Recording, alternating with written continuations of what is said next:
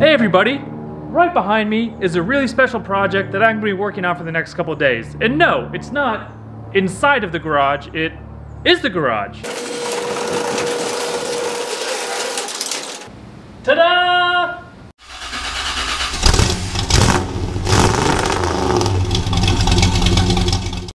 Before we get into garage things, don't forget, if you like what you see, subscribe. If you hate what you see, still subscribe. You really hate what you see, leave a comment. Thank you. The past couple of years, my garage situation has been, I would say, less than ideal. Because I've either been renting a house or renting an apartment, or I've had very small, very dimly lit garages, if I even had one at all. In the garages I've had for the past couple of years, not only were they really little, but since I was renting, I couldn't really do anything like put up shelves or put in a workbench or hang tools on the wall or hang power reels and air cords. For someone like me, this really is a dream come true, and I'm so lucky and so thankful to be able to be here and use this garage. I did just move here, and in that process, I did make just a little bit of a mess in this garage, and I need to get this cleaned up and organized before I can go ahead and unpack the garage.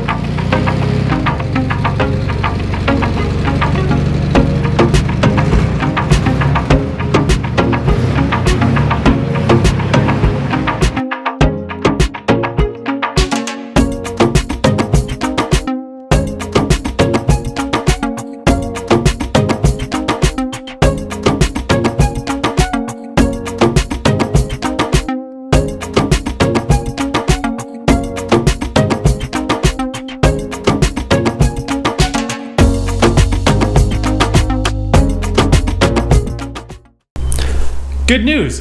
Backup showed up. Now I can relax while he does everything. That's not how this works. What do you think of the progress I've made so far? Well, there's stuff strewn about, but I mean, there's places to put it, so that's good. Okay, put it places. Yes, so here's how to organize your garage with our patented 3-step system. Step 1. Organize your tools from most used to least used. That's good. Step 2. Put the tools away in that manner.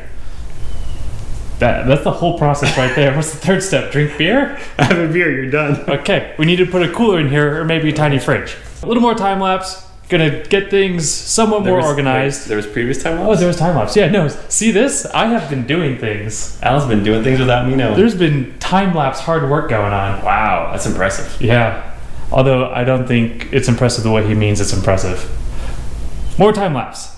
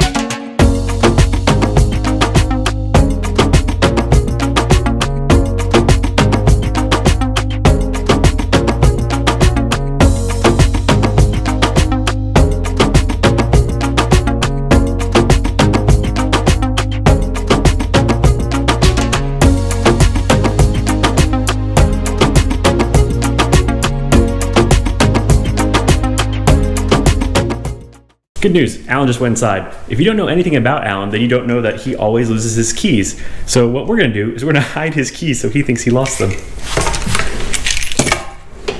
He'll probably find them eventually. It'll be fine. Not quite there, but definitely getting close. I'm down to the last pile of tools that needs to get organized and put away. And the problem is a lot of these are actually car parts for that project over there. So they do still need to be accessible. But very close, and any part of an awesome garage is awesome garage decoration, right? You can't do cool projects without a cool looking garage. Going to do a little more unpacking, hang a couple things on the wall, and then I think it'll be time for the tour. I have something very special planned to go up here, but actually it's in the house, so I need to go out this door and get it. While I do that, you enjoy this. Today, we're making Alan's housewarming present. Took a piece of wood here, stained it, put some spray paint on Sarah Tara's tire, ran over it, and now we're gonna make a nice little steel frame out of, well, steel. Something like that. Just like I did the kitchen drawers for the outdoor kitchen that you may or may not have seen yet.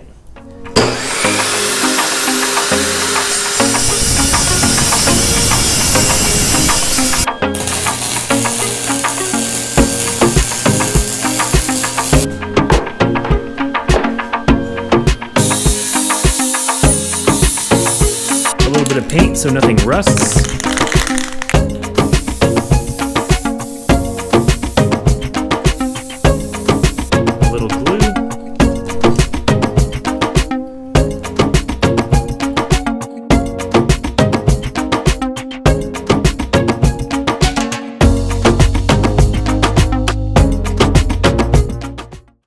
And there you have it, the adult version of macaroni art, a homemade housewarming present.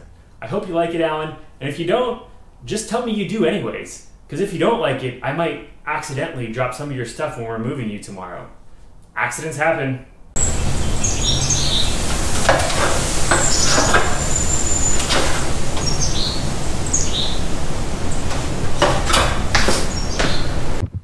Welcome to the garage tour that I've been promising you. It's all put together and ready for the first mess to be made. I used a lot of the wall space to set up shelves and to use shelves. That's because I actually have a few more tools than I thought I did. And without shelves, well, everything would just be in a pile. I've also organized my garage into somewhat different departments. A lot of woodworking is gonna happen in here. A lot of car stuff is gonna happen in here. A lot of, well, really that's the only two things that are gonna happen in here. But it's a nice mix, and I wanted to keep it separate with kind of my woodworking stuff, my home repair stuff, and then also all my automotive stuff. So let's start in long-term storage. What these are the big tools that get used every once in a while, and I want to have them handy. Portable table saw, miter saw, some tools that I keep in boxes because I'm not going to use them every day. The tools I use every day, I've got over by the workbench and they're out, not stored in boxes. When I moved into the garage, well, I guess when I moved into the house, the garage had a pegboard over on this wall, and out of sheer laziness, I didn't take it down. And that turned out to be really handy because I just put some pegs on it, and now all of the things that go with these tools, like the cord for the pressure washer, saw blades, all the little accessories, they're right there and ready to use. Garage vacuum with a really long 30-foot hose, incredibly handy. Also air compressor reel, incredibly handy, plumbed into the air compressor and sometimes goes back in. The garage might have a couple things different than your garage because, well, a lot of YouTube and a lot of YouTube time-lapse goes on in here. So I do have some GoPro mounts set up throughout the garage to make things a little easier. Here we come to the first of many toolboxes. I have a lot of toolboxes because I have lived in rented houses and I've lived in apartments where I couldn't really hang things on the wall and build workbenches. And in fact, that toolbox down there was my bedroom dresser for a while when I was in an apartment and didn't even have room for that in the garage. It is a well-known fact that stickers add horsepower to cars, but also stickers on toolboxes add strength to your tools and luck to your projects. Yeah, we're going with that. The top open part, basically using for chargers. Part of that is keeping all of my batteries right next to my chargers. Everything has been labeled the best I could, somewhat for me so I can find things, more for when people are helping me out, they can find things. Steven, when I'm in your garage and it takes a million times to find the tape measure, well, you need to borrow my label maker. This toolbox is predominantly hand tools. This toolbox down here is predominantly automotive stuff. Dent removal, bodywork tools, spring compressors, cylinder hones, brake drum tools, all the fun stuff you need for taking a car apart and hopefully putting it back together. Next to the big toolbox is the air compressor, which actually powers the air compressor reel we saw earlier. Doorway, no one knows where this goes because I just spent all my time in the garage anyways. Couple things on the wall that I use pretty often, power cords, brooms. I tend to make a mess. And now, the mecca, the workbench. Pretty simple, 2x4s, 2x8 tops. If something gets too destroyed, you can just take it off, screw a new one on. Nice big vise over here. The vise is actually currently holding my outboard motor because it is the winter and we don't go out on the water in the winter. All the hand tools that I use pretty often, almost every day, easily accessible. Screwdrivers, wrenches, pliers, things to scrape with, things to cut with, levels. There is a little bit of empty space right here because there's a couple more tools now that I have room for them I want to get. So we'll see what that fills in with. Computer monitor, because everybody knows when you break something, the first thing you do is YouTube it to try and learn how to fix it. So most important tool in the garage is probably that thing. We then get into everyday power tool storage. Most of the boxes we saw over there, use every once in a while. These guys, drills, sanders, most of the cordless tools, they're used pretty much every time in the garage. So I'm not gonna keep them in boxes. I'm gonna keep them out here. The rest of this is just organization. Extra screws, lubricants and glues, because if you glue something you might need to lube it up later to get it loose. Automotive stuff for oil changes. We have the whole car wash section and even the pressure washer, so we can use the foam cannon. Foam cannon, lots of fun. Might actually do a video on that later as well. And then also cheap little $20 IKEA roll cart for offices. Perfect to put your car cleaning supplies in when you're out in the driveway cleaning the car. Whatever I need is right here on hand. If something goes empty, I've got it back up on the shelf. And sometimes it falls over. Extra pieces of metal, extra pieces of wood, sit in the corner, never know when you're gonna need a spare 2x4. House paint, stain, parts for other projects, lots of boat parts down here. You never know when a pipe's gonna break, just leftover pipe fittings and parts for the sprinkler system because something's always gonna get mowed over or break. Again, like I said, way too many toolboxes in my collection. One of them was actually repurposed as a welding cart, which you go to Northern Tool, Harbor Freight, spend $100 on a cheap little welding cart, and you do not get all of this sweet storage. I've got space in here for my gloves, for my extra parts for the welder. It's actually my magnets, really, really handy. This toolbox has pretty much become my rolling socket set. I consolidated all my different little socket sets into this one toolbox. The things I more regularly use, extensions, regular sized sockets right up top. The things less frequently, like specialty bits, or just crazy wild bits and torque wrench. In fact, I don't even know what's in, oh, actually, safety equipment is down here as well. That's how safe I am, I forgot where I kept my safety equipment.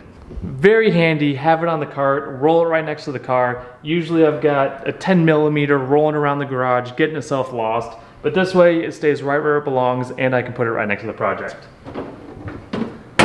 One of the things that I did do and that I thought was really, really helpful was install this rail system as much as I could along this wall, up there, and even on one of the other garage walls. So this rail system was really, really inexpensive. You can buy similar rail systems made by Rubbermaid. You can buy similar rail systems at Lowe's made by their in-house brand. I actually got this rail system at Walmart, and it's a Walmart brand.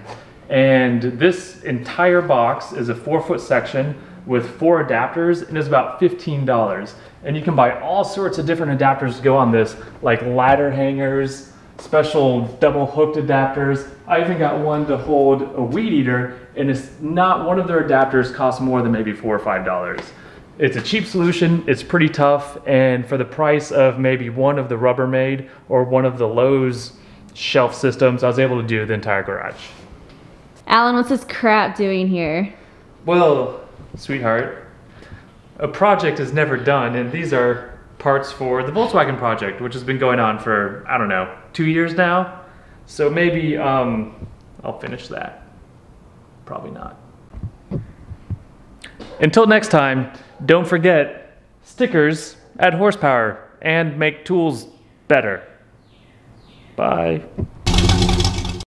Alan just went inside, so now I'm going to tell you his dirty little secret. He keeps foaming spa packet things in his garage, so I guess he can have a bath and relax in his garage. I don't know what you're doing, Alan. This is just weird. Something that was actually really... The front door just rang. Let's see what that's all about. It's a delivery, maybe it's a tool. Oh. It's not a tool, it's fitness equipment. No. Yes. It's not gonna make it.